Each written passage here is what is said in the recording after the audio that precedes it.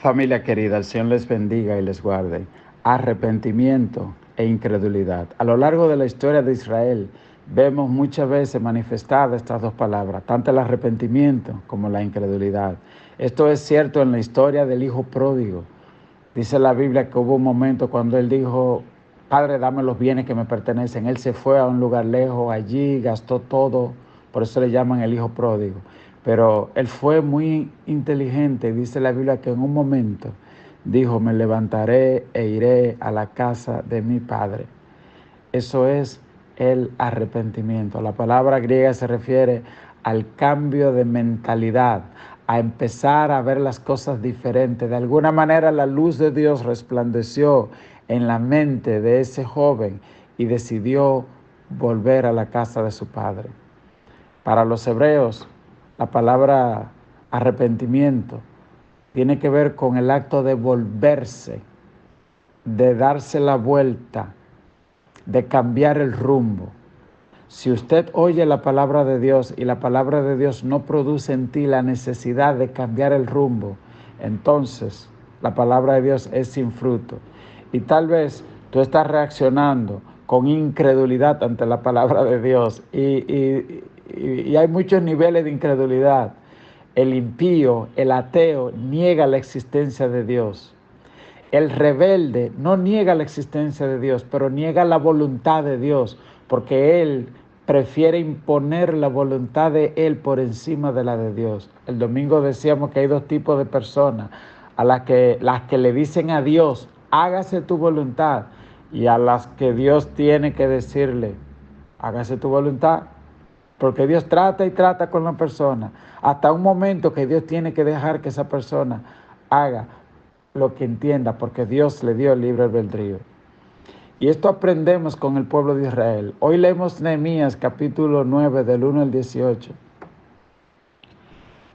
Este pueblo que había regresado luego de 70 años en el cautiverio, ellos no quieren repetir el error de sus antepasados. Y al reunirse en Israel luego de construir los muros de Jerusalén, y yo quiero que tú vayas aplicando esto a tu vida. ¿Cuáles son las cosas, cuáles son los muros que tenemos que edificar? ¿Cuáles son los errores que no podemos repetir? ¿Cuáles son las causas que debemos enmendar, como hizo el hijo pródigo? Dice la Biblia: el día 24 del mismo mes se reunieron los hijos de Israel en ayuno y con cilicio y tierra sobre sí. ¿Oyó eso? No solo leyeron la palabra de Dios, sino que luego de leer la palabra de Dios se produjo algo terrible en ellos. Una convicción de pecado que hizo que todo el mundo deseara vestirse de cilicio. Y dice, y pusieron tierra sobre su cabeza. Eso no es un mandato necesariamente, esto de ponerse tierra. Pero sí Dios en el día, una vez al año, que le llaman como el día de la expiación, Dios le mandó al pueblo de Israel que tenía que hacer ayuno y que tenía que arrepentirse delante de Dios. El pueblo de Israel lo hacía con ayuno y cilicio. Dice la Biblia que cuando Jonás fue mandado a Nínive, un rey impío, cuando oyó que venía juicio sobre su ciudad, dice la Biblia que se bajó del trono y se vistió de cilicio y proclamó ayuno en todo Nínive, porque él sabía que Dios era grande. Dice la Biblia que cuando a David le informaron de la muerte de Saúl, la persona que vino estaba vestida también de cilicio. Generalmente la situación es difícil en Israel y yo creo que eso todavía tiene un poder. Manda un mensaje en el mundo espiritual. Cuando tú tienes una situación que tienes que hablarla directamente con Dios, hay cosas que solo se hablan con Dios.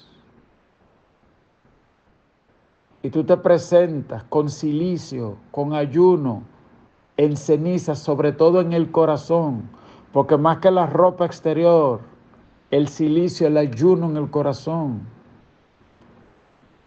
eso desata cosas enormes en el mundo espiritual. Cuando usted saca tiempo y se aparta en la presencia de Dios, hasta tiene que tomar vacaciones. Usted toma vacaciones para irse por ahí a andar. Tómese vacaciones para irse a meter en la casa de Dios, a buscar la presencia, a llenarse de su gloria, a discernir la voluntad. Y dice el verso 2, y ya se había apartado la descendencia de Israel de todos los extranjeros, y estando en pie confesaron sus pecados y las iniquidades de sus padres. ¿Usted sabe esto, que se apartaron los extranjeros? ¿Quiere que le diga qué fue lo que pasó? Que ellos vieron que Salomón, por estarse casando con un viaje de gente raras, terminó metiendo toda la idolatría e inclinando su corazón a todas las perversidades. Y después de ellos regresar de 70 años, ellos estaban haciendo lo mismo y decidieron poner un alto a eso y dijeron, no, nosotros vamos a detener esto acá.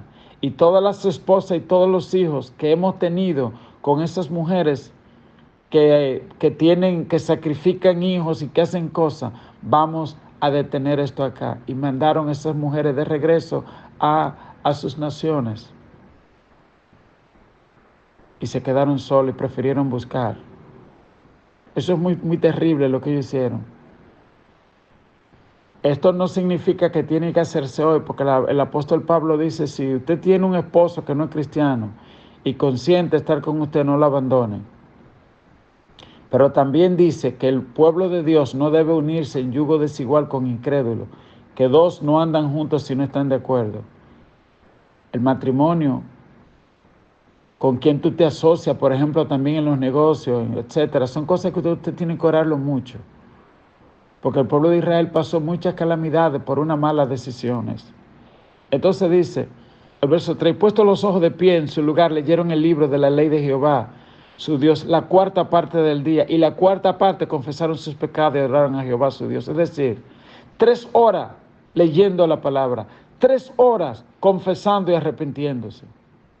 Verso 4, luego se levantaron sobre la grada de los levitas Jesúa, Bani, Cadmiel, Salvanías, Buni, Serebías, Bani y Kenani, y clamaron en voz alta a Jehová su Dios. Los comentaristas bíblicos dicen que cuando estos levitas claman en voz alta, es posible que hayan estado cantando, recitando salmos en voz alta. Y dijeron los levitas, Jesúa, Cadmiel, Jodías, Sebanías, Petaías, levantaos, bendecid a Jehová vuestro Dios. Este es como el salmo que ellos cantaban. Desde la eternidad hasta la eternidad. Y bendígase y sea bendito el nombre de Dios, glorioso y alto sobre toda bendición y alabanza. Tú solo eres Jehová. Tú hiciste los cielos y los cielos de los cielos con todo su ejército, la tierra y todo lo que está en ellos, los mares y todo lo que hay en ellos. Tú vivificas todas estas cosas y los ejércitos de los cielos te adoran. Tú eres, oh Jehová, el Dios que escogiste a Abraham. Fíjense, lo primero que ellos hacen destacar es que Dios es el creador de todas las cosas, que le debemos gratitud a Él, porque por Él somos, en Él somos, existimos, nos movemos. Él es nuestro Padre. Luego dice, tú eres Jehová el Dios que escogiste a Abraham. Y si tú estás escuchando este devocional, Él te escogió a ti. ¿Por qué Él escogió a Abraham? Porque Abraham lo escogió a Él también. Hay gente que cree en la predestinación. No, si Dios dijo que tú te vas a salvar y si no te vas a morir. No, Dios dice, el espíritu y la esposa dicen ven, y el que oiga venga. Ese es el que quiere venir, Apocalipsis 22, 17. De tal manera amó Dios al mundo que dio a su Hijo unigénito para que todo aquel que en él cree no se pierda, mas tenga vida eterna. Aquí no hay hijo predilecto, esto es el que quiera obedecer y quiera servir a Dios. Dios escogió a Abraham, Abraham escogió a Dios, Dios lo llamó y Abraham dejó todo y le siguió. ¿Ok? Y dice, tú eres Jehová. Escogiste a Abraham y lo sacaste de Ur de los Caldeos y le pusiste el nombre de Abraham. Dios quiere también cambiar tu nombre en este día, tu destino, tu propósito. Y hallaste fiel su corazón. ¿Usted ve el tema aquí? Dios cuando buscó el corazón de Abraham lo halló un hombre fiel delante de ti. E hiciste pacto con él para darle la tierra del Cananeo, del Eteo, del Amorreo, del Fereceo, del Jebuseo, del Jerjeseo, para darle a su descendencia. ¿Y tú crees que Dios tiene cosas para ti hoy? Yo creo que sí. Yo creo que si tú escoges a Dios vas a ver la maravilla de Dios. Dios tiene mucho más que darte que los hombres. El verso 9 dice, y miraste la aflicción de nuestros padres en Egipto, y oíste el clamor de ellos en el Mar Rojo, e hiciste señales y maravillas contra Faraón, contra todos sus siervos, y contra todo el pueblo de la tierra, porque sabías que habían procedido con soberbia contra ellos, y le hiciste nombre grande, y te hiciste nombre grande como en este día. Dividiste el mar delante de ellos y pasaron por medio de él en seco, y a sus perseguidores echaste en las profundidades como una piedra en profunda agua. Gloria. Dicen ellos, es que nosotros vimos, nuestros padres nos contaron cómo Faraón y su ejército se hundieron como piedra en el Mar Rojo, mientras aquel pueblo humilde e indefenso salió libre. Hoy Dios hace lo mismo con aquellos que le sirven. No temas delante de ellos. Dios en este día echa por tierra a los Goliat, aleluya, y levanta a los David, la gente que le creen, que le sirven, que le temen. El verso 13 dice, con columna de nube los guiaste de día y con columna de fuego de noche para alumbrarles el camino por donde habían de ir. Y sobre el monte Sinaí descendiste y hablaste con ellos desde el cielo. Aleluya. Y les diste juicios rectos, y leyes verdaderas y estatutos. Hermanos, si usted se levanta a orar, hay veces que Dios levanta a uno a las 2, a las 3 de la mañana, es que Dios descendió en ese momento. Y hay gente que dice, no, ahorita, levántate que descendió Dios. A veces uno cree que eres tú que le pone la fecha y los momentos a Dios. No, tal vez Dios hay momentos que va a dejar que tú se lo pongas, pero hay momentos que es Dios que lo pone, y es el momento que la luna, las estrellas, todo se va a alinear para decirte, los cielos cuentan la gloria de Dios. Aleluya. Hay estrellas que salen en un momento y si tú te quedas después no la vas a ver. Dice el verso 15, le diste pan del cielo en su hambre y en su sed le sacaste agua de la peña. Yo no sé si alguien que está oyendo este devocional puede decir, amén. A mí también me ha dado pan del cielo y me ha sacado agua de la peña. Cuando no parecía que iba a ser posible, Dios abrió puerta para ti, Dios te bendijo. Cuando todo el mundo creyó que tú no ibas a lograrlo, la misericordia de Dios se manifestó en tu vida. Esa es una de las definiciones de la incredulidad. La gente que no dice amén, que ven las cosas de Dios y no dicen amén, y no dicen gracias Dios, eso es incredulidad. El verso 16, mas ellos no, y nuestros padres fueron soberbios. Y ahí viene la parte de la incredulidad. Y endurecieron su cerviz y no escucharon tus mandamientos. No quisieron oír ni se acordaron de tus maravillas que habías hecho con ellos, sino que endurecieron su cerviz y en su rebelión pensaron poner caudillo para volverse a su servidumbre. Esos fueron los que se levantaron contra Moisés, a quien Dios había ungido para liderar a ese pueblo. Pero tú eres Dios que perdonas, clemente y piadoso, tardo para la ira y grande en misericordia, porque no los abandonaste. Además, cuando hicieron para sí becerro de fundición y dijeron, este es tu Dios, que te hizo subir de Egipto, y cometieron grandes abominaciones. Aquí resume los levitas las rebeliones que Israel hicieron contra Dios. También tú y yo en más de una ocasión nos hemos rebelado, pero hoy es un buen día para arrepentirnos, para cubrir nuestros corazones de silicio, de ayuno, y pedirle al Señor que nos restaure y que nos perdone. Hoy en la iglesia Renuevo es un día de oración. Los martes allá se oran.